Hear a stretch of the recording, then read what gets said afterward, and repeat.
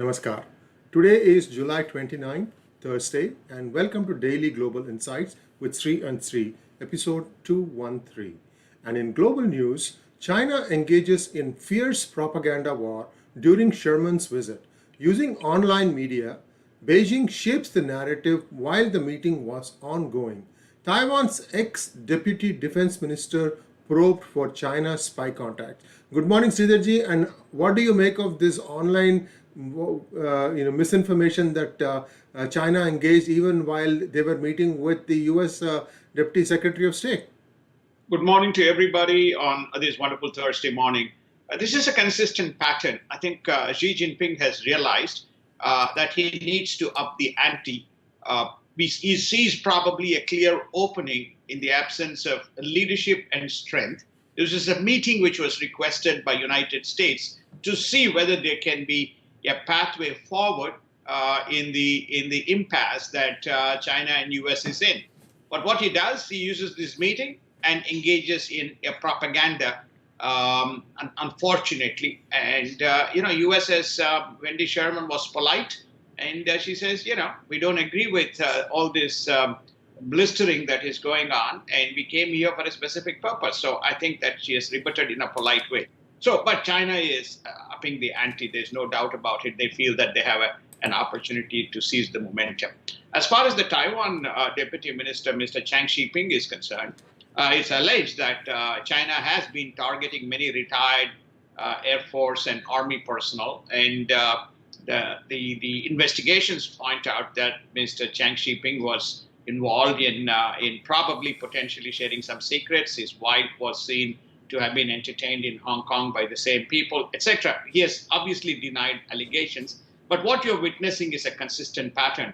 This we have seen even in United States. Many of the people, what they call as the diplomatic wolf warriors and spy rings, etc., engaged in espionage type of activities. You see this in India as well. So I think this is a consistent pattern. There's no difference. Tokyo's severe cases of COVID shifts to those in their 40s and 50s. So we saw the same thing happen when the second wave hit Mumbai, right? It's Delta and or a pre-Delta variant. It's very unfortunate, in my humble view, that the Olympics should not have been held. They should have canceled. Much more important should have been given to health, and this is a pandemic. And the cases are rising. How much Japan is going to suppress till the Olympics is complete, we don't know. But there has been rising cases, and it is now spreading to the relatively younger segment of the population. Koreans agreed to restore communication channels and improve ties. This is South Korea, right? South Korea and North Korea. I have a feeling that the South Korea has not been very warm to Japan. Has been reasonable to United States, but it has clearly indicated to Mr. Biden, Moon Jae has indicated to Mr. Biden that he's not choosing one side versus the other. So it's possible that China is again using its diplomacy and telling the two Koreans to talk to each other, to normalize. But normalization of the relationship between two Korean nations is actually good outcome. It doesn't matter who is driving it. Ascendant and assertive Turkey creates tough choices for the world. The chief technology officer of Baykar, it means something else in the Turkish defense company, brimmed with pride as he unveiled his future unmanned combat aircraft. The aircraft, known as Muse, will eventually possess supersonic speed, stealth capability, and a maximum load of 1.5 tons. Now, Turkey, is this Turkey's own technology, or do you think it's imported and stamped? Turkey's own technology developed in Turkey. The CTO is obviously educated in Massachusetts Institute of Technology, United States. He's built a very sophisticated drone, which is, as I say, capable of stealth, supersonic, as well as carries a payload, which is capable of causing enough destructions. So this is not a great news for the world, and but that's the way the world goes, which is namely to say that technology is the tool and the weaponry is the tool, and Turkey says, I'm getting ready. US breaks silence and condemns the shootings of protesters by Iran. This is a new development. China woos Taliban as US military departs Afghanistan. In fact, social media is rife with pictures of a Taliban official meeting with a Chinese official. Sir, this was expected, wasn't it? Expected. I mean, China has been, hunching over and trying to see how they can, who they want, whichever way they want the gateway into the Indian Ocean. So I think that there's no surprises here. If you recall, Afghan once chose United States, once chose Russia. Now it's the turn of the Chinese. Cuban embassy in Paris attacked with petrol bombs and no staff impacted. Cuba blames US government. South Africa approves use of 1495 military personnel to help Mozambique to fight Islamic State linked insurgency. Viewers, if you remember, we had mentioned this about a month ago, and also we've also been the first ones to coin the word Sahel, Sahel, III. So we are the tip of the spear. Sridharji, your thoughts? My thoughts are, I think, that we continue to highlight this. Our goal is to continue to highlight those areas which are the pivotal points for some kind of implosion. So you can see the African continent, resurgence of the the resurgence of the Islamic State, whichever name variations you can think of, most of them are fighting. It's good that South Africa doesn't want this to spill over into its own shores and has offered to send the personnel to help the local government to fight this insurgency. And in United States news, senior Democrats bristle at being cut out of the infrastructure deal, threatened to bolt. Bipartisan lawmakers reach final agreement in the 1.2 trillion infrastructure deal.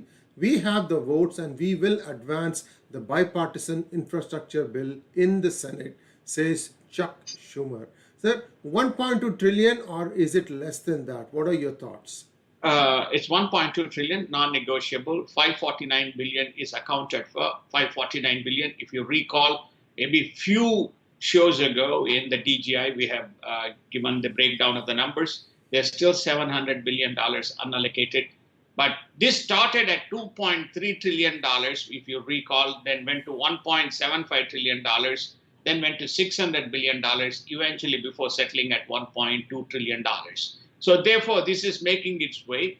Now, this is the deal that has been struck by Chuck Schumer, and 18 Republicans voted with, sided with the Democrats in making this possible. That is 49 plus 18, the 50th. If you recall, is the vice president.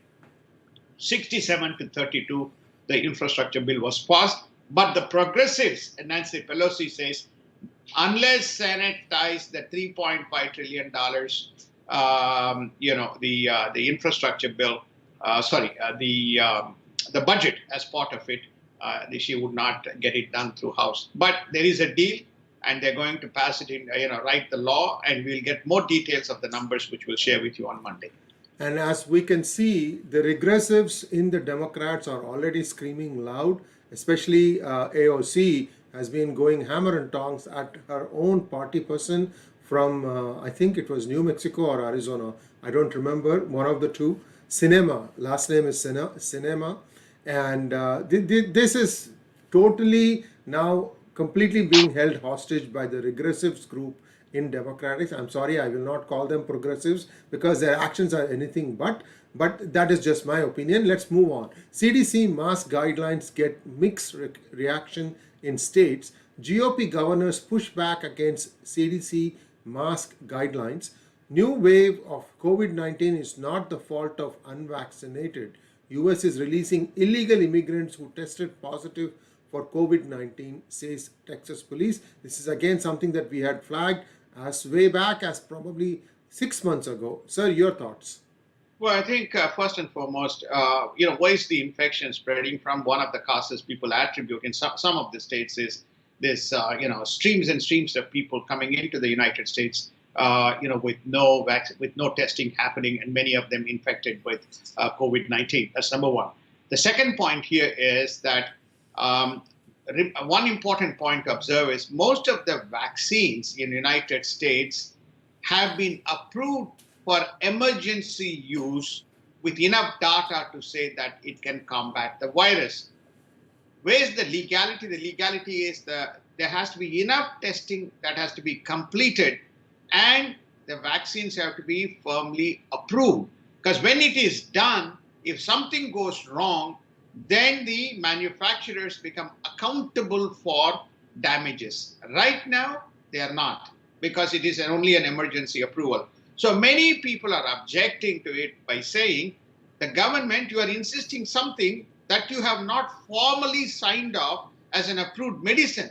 You have only signed it off as an emergency approval to be put in use to mitigate this pandemic that is confronting the nation. So this is where the legality and the questions that are coming up. Now what's happening? Biden administration is insisting that this is mandate, and they're also even asking the government employees, if you are not vaccinated, then you will be tested every week. So they're mandating that the government employees to be vaccinated. We cover a little bit later, or we can cover it right now, which is namely now Facebook, Google, corporations are beginning to say, okay, we're going to defer reopening of the offices, but you need to be vaccinated. If you're not vaccinated, you can't be coming to work. So I think that what's happening is it's like a chicken and egg kind of a situation. Either the government says, okay, we're going to approve and we stand by these vaccines, so therefore everybody has to be. Now, whether that can be done now or whether they require another 3 months to get that done is holding back this whole process in terms of people being made comfortable and asked to be vaccinated. If I were to ask, I would say, because I'm fully vaccinated, I can say I got affected with COVID as well. There is no other way, but one has to take the chance and get vaccinated and still wear the masks to be making sure that you are not only infected, but if you're asymptomatic, you're making sure that you're not becoming a problem to the society. With borders open and illegal streaming in, Biden sends back 27 Cuban rafts fleeing communist Cuba. So some are okay, but the others are not okay. This is why I call them regressive, sir. Point made. Well, I think that what we are running is a socialist and communist government in the United States. Who are escaping Cuba? Those who are escaping Cuba are the regressive measures of communism. So if these people are taken in, the so-called socialist and communist sympathetic administration in the United States, well, they may be antagonistic to their own colleagues in Cuba. I mean, I'm trying to be very blunt here. Otherwise, there's no explanation. When you got all these infected fellows coming from Central America, why are you sending the Cubans back, especially when they're being persecuted? I mean, the guys who are coming from Central America are not persecution. They're coming for employment opportunities. They see an opportunity here. Whereas in the case of Cuba, it is. But historically, United States has supported the people of Cuba against the communist regime, except for the first time under this present administration. Google postpones return to work until October and will require vaccinations. Facebook follows suit. Also Apple, I should add. Biden will require federal workers to get the COVID vaccine or submit to testing. Pfizer CEO says COVID-19 vaccine effectiveness drops to 84% after 6 months. So we are slowly but surely leaning towards a booster shot, isn't it? Now, this is where the difficulty is. Pfizer CEO says potentially you need a booster shot. AstraZeneca CEO says with the same breath, there is no need for a booster shot. So you have two pharmaceutical company CEOs giving opposite views. A person who is sitting and listening to this is going to say, who is right? So this is what is creating the doubts in the minds of the people as to why they don't want to get vaccinated. But both Moderna has remained silent. Pfizer has been insisting that there is a need for a booster dose. I did not nominate her, says Haaland as she distances herself from Biden pick Tracy Stone Manning. Sir, a little bit more perspective on this, please. So Tracy Stone Manning is one, I think, Department of Land Administration. She's supposed to have an oversight. She seems to have linkages to this shoe bomber. She also seems to have made statements sympathizing some of these people who belong to the terrorist groups. So she's being drilled that as to why she is the nominee. When questions were asked, Ms. Holland has stated that don't ask me, ask Biden because I didn't nominate her. So in other words, the controversy is enough and the evidence is very compelling as to why she's a candidate, and there is nobody to who is nominated, and there is nobody to hold accountability for, and that's the issue that is getting propped up. Lots of these small issues where people with questionable backgrounds are being inducted into the administration, which begs the question, what exactly is the agenda here? Biden tightens rules requiring federal government to buy more American product. That's a good thing. Bipartisan group of senators demand a thorough review of US funding for China virus research. I thought by now they would have shut it down and also demand that Wuhan shut down their labs, freeze everything so that WHO or somebody else, a globally agreed upon set of inspectors can go and look at the source of all this, sir. Let me give you my provocative response. If I have to say, nothing will happen. There will be no investigation. There will be no accountability. There will be no reparation. There will be nothing. So this political rhetoric doesn't matter whether you're a Republican or a Democrat. This political rhetoric will go on. So there's a bunch of statements will be made. The guys who are making rhetoric one way or the other way have no mandate, have no quorum. So every day you will get statements. The objective of pointing this out is, first they demanded that there has to be transparency and make China accountable. Not happened. Second, they have stated that we need to investigate and see whether Dr. Fauci was called and said, hey, did you spend the money for this purpose? It dodged this, that.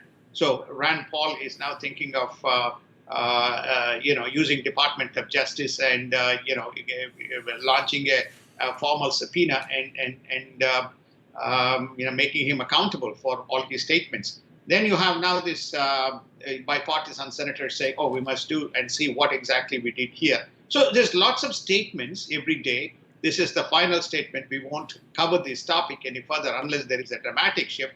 But the point here is nothing is coming out of this. And let's take a look at India news. US Secretary of State meets Dalai Lama representative in New Delhi. Quad to tackle most important issues of our time, says Blinken in India. Blinken has also stated that the US sees India as a force for good in defending free and open Indo-Pacific. US announces an additional $25 million aid to Indian vaccination program, and there are few relationships that are more vital than US-India partnership, says again Secretary of State Blinken. So all in all, looks like it was a fairly successful visit from India's point of view. Yes, very good visit, both from a US-India point of view, very boisterous, warm, commitment to work together, etc., etc. But whether there's anything material that has come out of it, the answer may be no. So I think that would be the takeaway. No, nothing material, substantive has come out, except that, possible Afghanistan, there could have been some, not backroom channels, discussions, etc., could have happened, because that was one of the other important items of the agenda. But when you ask on a material basis, not sure whether something has come out.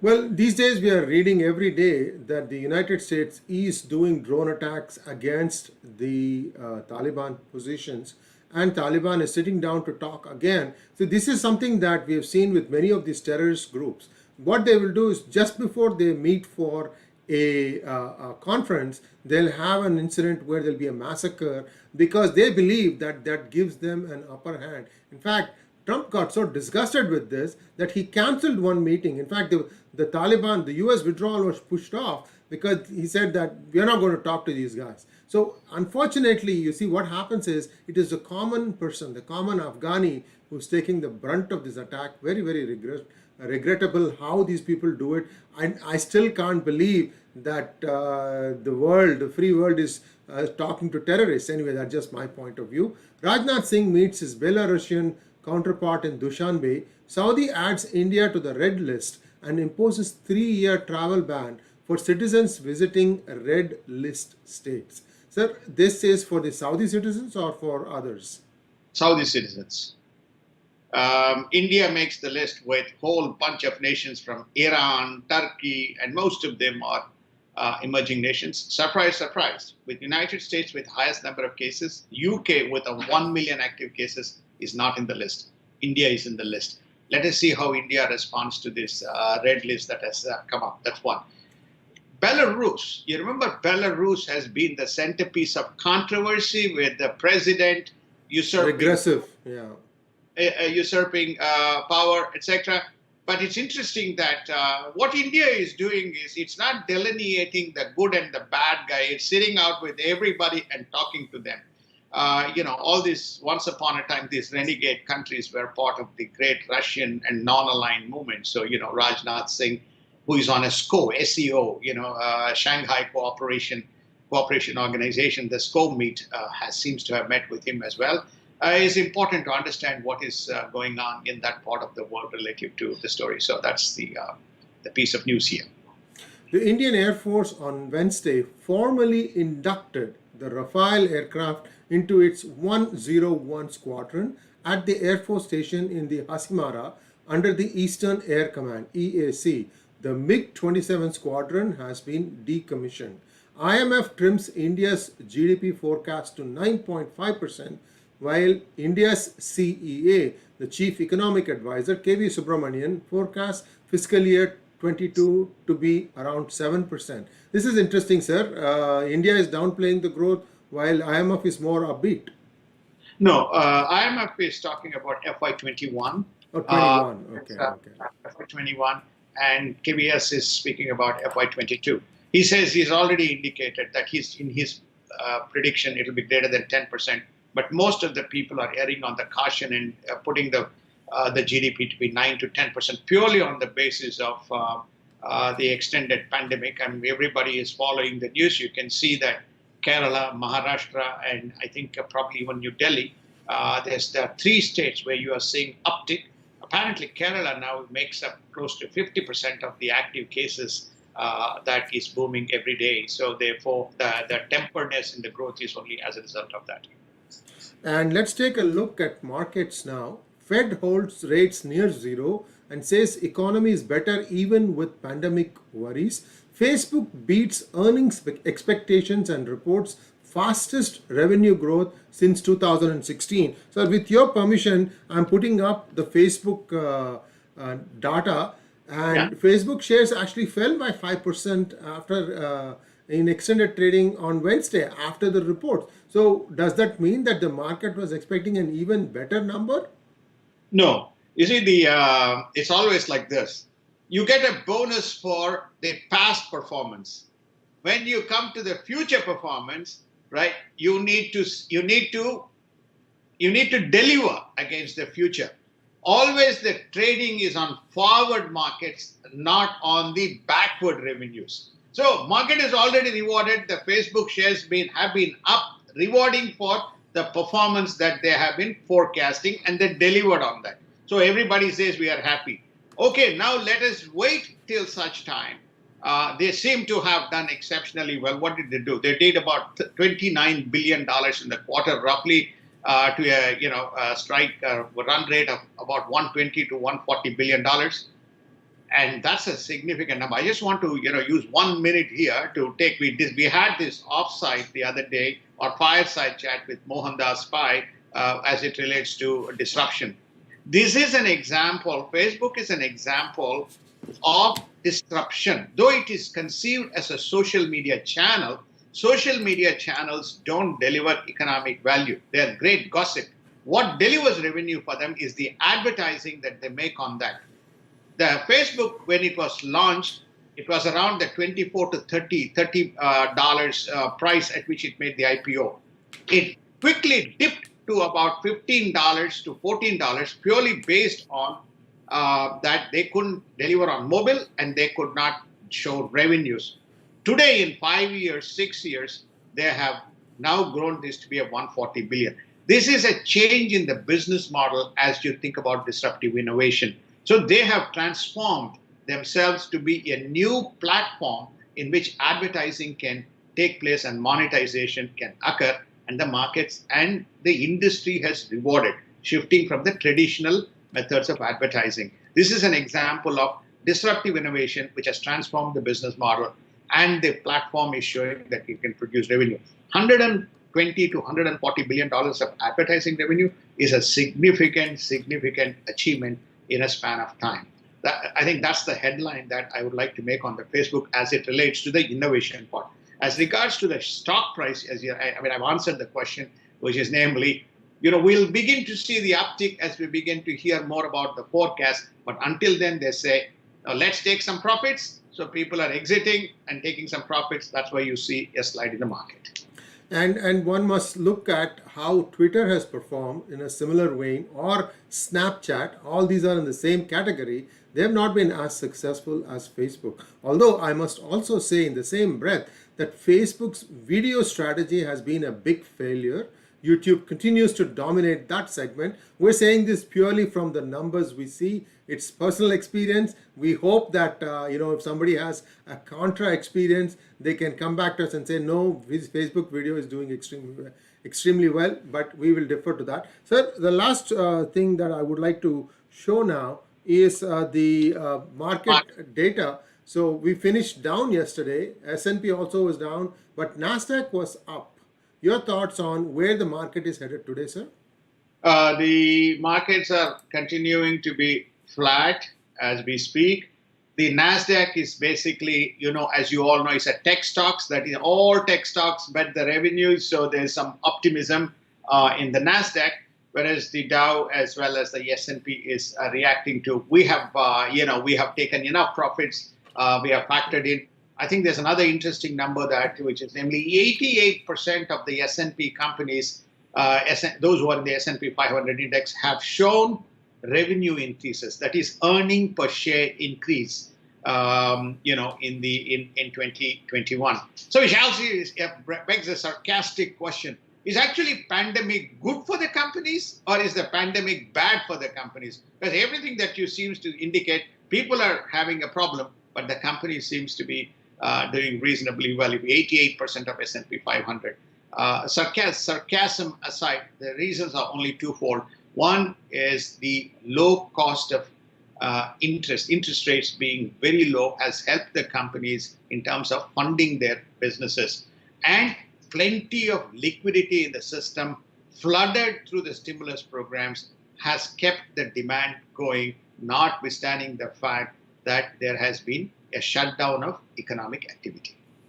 And with that, we bring today's DGI to a close. We'll be back again tomorrow, bright and early. Do click on the bell button. That's what gives you the notifications when new programs from PGurus arrive. As always, Sridharji, a pleasure having you on the program, and we'll be back tomorrow. Namaskar. Namaskar. Thank you so much. Have a wonderful Thursday.